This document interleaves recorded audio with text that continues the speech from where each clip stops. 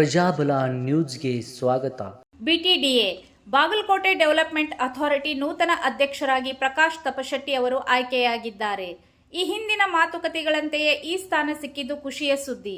ಬಾಗಲಕೋಟೆ ನಗರದ ರಸ್ತೆ, ಡ್ರೈನೇಜ್ ಮತ್ತು ಅಭಿವೃದ್ಧಿ ಕಾರ್ಯಗಳಿಗೆ ಜವಾಬ್ದಾರಿಯಾಗಿರುವ ಬಿಟಿಡಿಎ ಪ್ರಕಾಶ್ ತಪಶೆಟ್ಟಿ ಅವರ ನೇತೃತ್ವ ಇನ್ನೊಂದು ಹೊಸ ಆಯಾಮ ನೀಡಲಿದೆ. ಸ್ಥಳೀಯ ಅಭಿವೃದ್ಧಿ ಕಾರ್ಯಕ್ರಮಗಳಲ್ಲಿ ಅವರ ಅನುಭವ ಗಮನಾರ್ಹ. ನೂತನ ಅಧ್ಯಕ್ಷರ ಆಯ್ಕೆಯೊಂದಿಗೆ ನಗರದ ಅಭಿವೃದ್ಧಿ ಕಾರ್ಯಗಳು ತ್ವರಿತಗತಿಯಲ್ಲಿ ಸಾಗುವ ನಿರೀಕ್ಷೆ. ಪ್ರಕಾಶ್ ತಪಶೆಟ್ಟಿ ಅವರು ತಮ್ಮ ಆದ್ಯ ಕಾರ್ಯಕ್ರಮಗಳ ಬಗ್ಗೆ ಖುಷಿಯಾಗಿ ಪ್ರತಿಕ್ರಿಯಿಸಿದ್ದಾರೆ.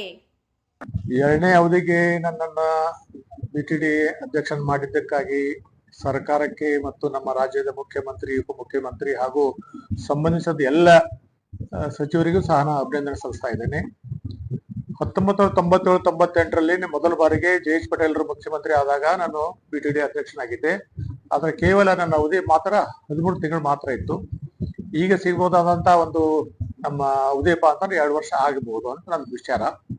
ಆದ್ರೆ ಈಗ ಕೊಟ್ಟಂತ ಅವಧಿಗೆ ಬರ್ತಕ್ಕಂಥ ಉಪಚುನಾವಣೆಗೆ ಟ್ಯಾಗ್ ಹಾಕ್ಲಿಕ್ಕಿಲ್ಲ ಅಂತ ನನ್ನೊಂದು ಅಪೇಕ್ಷೆ ಇದೆ. ಯಾಕಂತಂದ್ರೆ ಮಾಡ್ಬೇಕಂತ ಕೆಲಸ ನಾನು ಮೊದ್ಲೇಕೆ ನನ್ನ ನಿರೀಕ್ಷೆ ಇತ್ತು, ಅಪೇಕ್ಷೆ ಇತ್ತು. ಜನರ ಅಪೇಕ್ಷೆನೂ ಅದೇ ರೀತಿ ಇತ್ತು. ಇಲ್ಲ ತಪ್ಸೆಟ್ರು ಒಂದು ಏನಾರು ಕೊಡಬೇಕು ಅನ್ನುವಂತ ಉದ್ದೇಶ. ಯಾಕಂದ್ರೆ ಮಾಡ್ತಕ್ಕಂಥ ಕೆಲಸ ಕಾರ್ಯಗಳನ್ನು ಅವರು ನಿರೀಕ್ಷಿಸಿ ಮಾಡಿದಂತ ಒಂದು ಏನಪ್ಪಾ ಅಂತಂದ್ರೆ ನಾಯಕರಿಗೆ ಆಗ್ಲಿ ಅಥವಾ ನಮ್ಮ ದಿವಂಗತ ಎಚ್.ವೈ. ಮೇಟಿಯವ್ರಿಗೆ ಆಗ್ಲಿ ಮಾತುಕತೆ ಆಗಿತ್ತು, ನಂದು ಅವ್ರದ್ದು ಆಗಿತ್ತು ಅಂತ ನಾ ಹೇಳ್ಬೋದು. ಅದ್ರಾಗ ಸ್ಪಷ್ಟವಾಗಿ ಹೇಳ್ತೇನೆ, ಏನು ಪ್ರಶ್ನೆ ಇಲ್ಲ. ಅದು ನಮ್ಮ ಮಾನ್ಯ ಮುಖ್ಯಮಂತ್ರಿ ಸಮ್ಮುಖದಲ್ಲಿನೇ ಆಗಿತ್ತು. ಅದೇ ರೀತಿ ನಂತರ ಮಾಡ್ಬೇಕಾದಂತ ಕೆಲಸ ಕಾರಣಾಂತರಗಳಿಂದ ಅವರು ನಮ್ಮ ಎಚ್.ವೈ. ಮೇಟಿಯವರು ಮುಂದುವರ್ಸ್ಕೊಂಡು ಹೋದ್ರು. ನಂತರ ಅವರು ಮೈಟ್ ಆದ ನಂತರ ಇವತ್ತಿನ ದಿವಸ ಅದು ನಮ್ಗೆ ಒದಗಿ ಬಂದದ.